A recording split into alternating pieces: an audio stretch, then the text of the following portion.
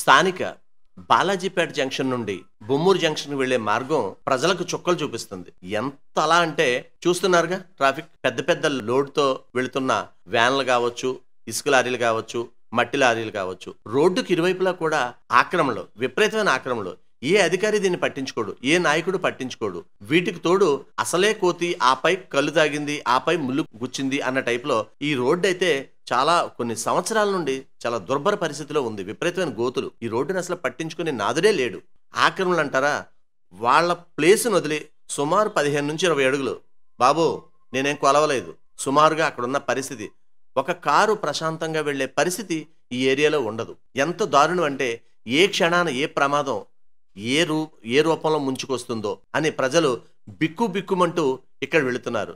పైగా ఇక్కడ స్కూల్స్ ఉండడం వల్ల స్కూల్ విడిచిపెట్టే సమయంలో ఇక వాళ్ళ పరిస్థితి వర్ణనాతీతంగా ఉంటుంది.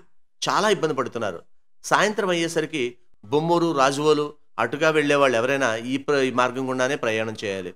ఇక వాళ్ళైతే ఫ్యామిలీతో వెళుతూ ముక్కు మూసుకుంటూ, ఎందుకంటే దుమ్ము లేచిపోతుంది. ఓ పక్క నుంచి ఓ పక్క ఇసుక లారీలు, ఓ పక్క ట్రాఫిక్, ఓ పక్క ఆక్రమణలు.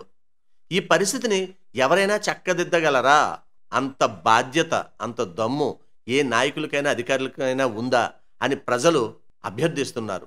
ఎందుకంటే ఒకసారి మీరు చూడండి, కనీసం బండి కూడా వెళ్లే పరిస్థితి ఇక్కడ సరిగా ఉండదు. చాలా దారుణమైన దుర్భరమైన పరిస్థితి ఈ ప్రాంతంలో బాలాజీపేట నుండి బొమ్మూరు వెళ్లే దారిలో మనం గమనించవచ్చు.